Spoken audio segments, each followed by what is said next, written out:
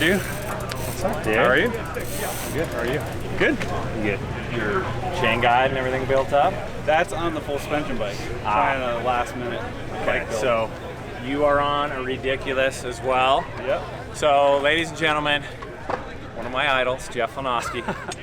Legend in the sport, amazing rider, even better dude. So excited to be here at the Sedona MTB Festival and ride one of these things. So I'm excited to get you on that. we're only a couple bikes, dude. We're only gonna ride a couple bikes this weekend, and this was one that I was fired up about. So having a BMX background and dirt jump background, this is something that it feels right up my alley. I've been doing some runs to bed the brakes in because it's so new. Oh, nice. And it feels legit. So when have you ever ridden a hardtail, freeride hardtail, trail hardtail? Let me think.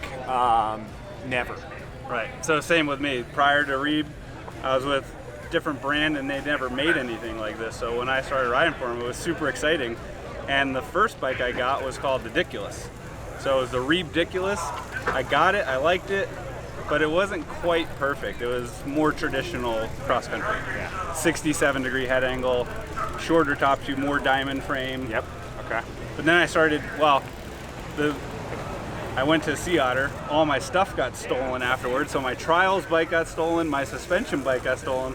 So now all of a sudden I didn't have a bike park bike, I didn't have a trials bike.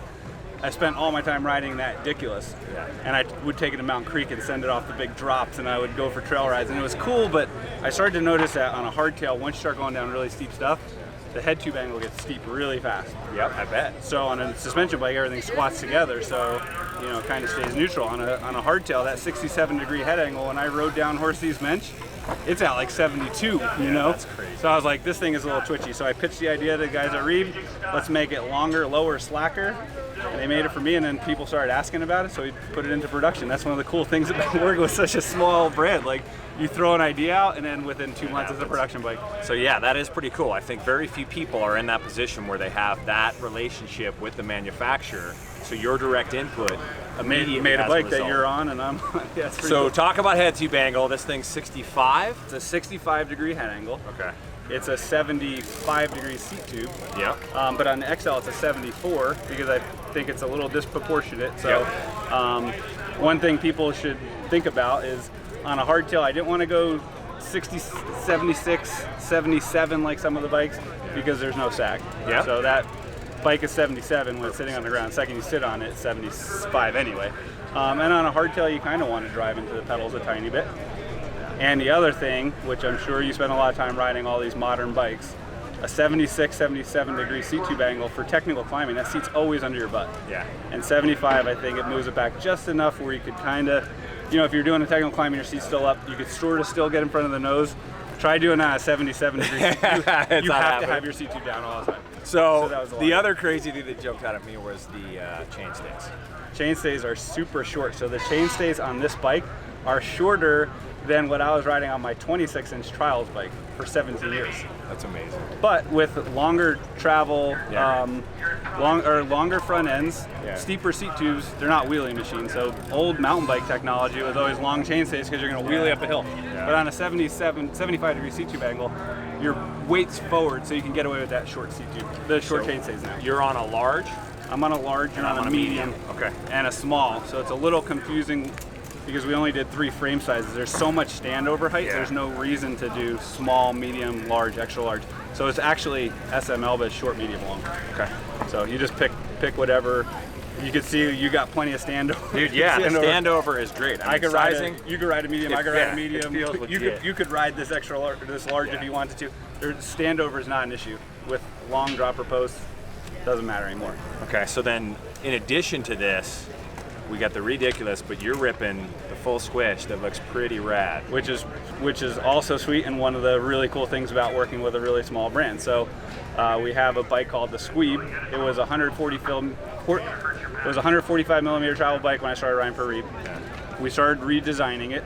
We did a whole bunch of cool new manufacturing techniques to make it easier and higher quality. Yeah. And Adam, who you've raced against, Adam Prosize, he speaks very highly of him. He is Hulk smash guy. Yeah. He just wants to hit everything as hard and as fast as possible. Nothing wrong he with was that. he was pushing that bike. He redesigned it, and I was like, and and he wanted to do a 150. Yeah. And I ride on the East Coast, like already a 145 was kind of getting towards a little bit long for me to ride on a trail bike all the time. So he wanted 150, I wanted something closer to 130. So we made a frame that you adapt by changing the shock mount. So cool. And the thing is, I didn't want a super lightweight, twitchy or steeper 130 bike. I wanted the same exact bike that I know that I could huck off anything and it's going to hold up and it's going to go downhill fast, but just shorter travel for climbing. So we didn't change the geometry. We didn't have to make 2 complete bikes. So it makes total sense. So just the linkage. You just change just the linkage and the shock. Yeah. And you can make it a 130 or a 150. That's rad.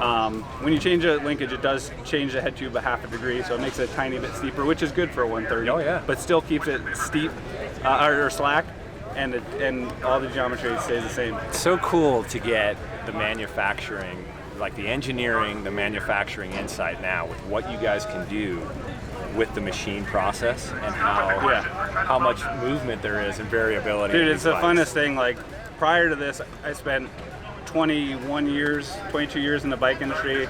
Once in a while I would get a custom bike, but it never really made it to market. Even when I tried to design a street trials bike years ago, I had to compromise because I wanted it super steep and high bottom bracket, but the market didn't want that. So we had to compromise with what I wanted, and REEB is the first time where it's like, we made this first prototype, it was 10 millimeters too long, which is like nothing, and I was adamant that we need to change it. Had to make another bike, I was like, this is perfect. All those little details, having, you know, the ability to have them develop a 130 bike and a 150 bike, I never had that opportunity before. So it's so sick to finally like ride so long and then just want something and bring it to market. Well, there's only one problem now, and that's that we're not riding these things. Right, so. Too much talking. There's dirt jumps right here. We must hit. Let's go. All right.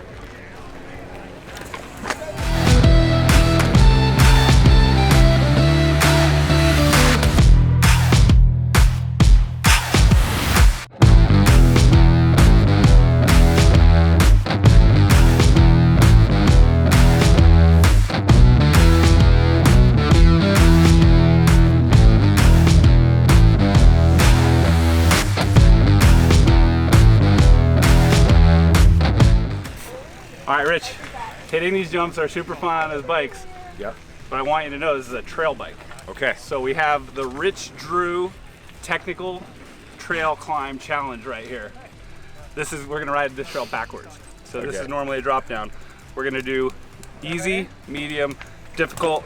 You'll use the lift shift pull technique that you teach your listeners. I call it a punch, because you're basically just punching your front tire into the obstacle. Dude, I'm gonna try that. It's gonna be way different. We're gonna try that, and I'm curious, when you do this on a hardtail, you don't have that rear suspension when you compress, so the bike actually stands up a little bit taller. It actually, in my opinion, makes the obstacle seem a little bit smaller, because the bike's not squatting and getting steep, and the bars aren't coming into your lap. So I'm curious to see what you think of doing these. I'm curious because it's gonna be way different. I'm used to loading in, like seat bouncing, and using the rebound to help get up. So let's give it a shot. I'm excited. Flat pedals too.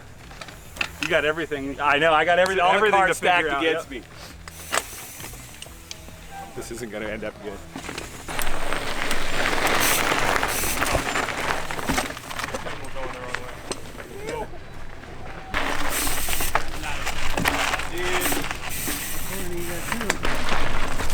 Nice. Nice. Siri, search for technical climbing tips. Siri, how do I do this? Okay, let's, all right.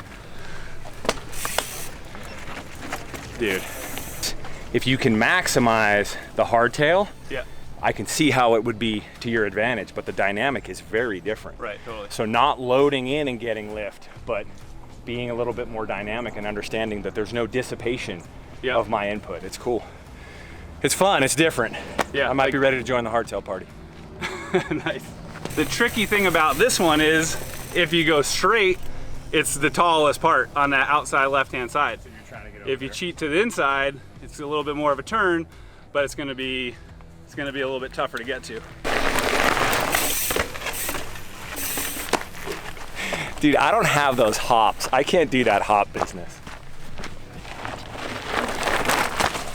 Nice. Oh.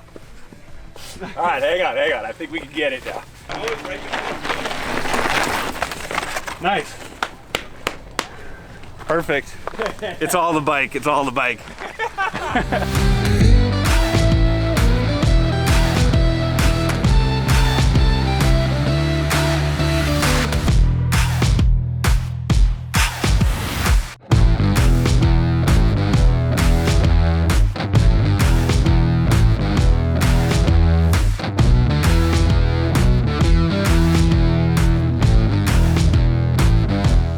Here it is.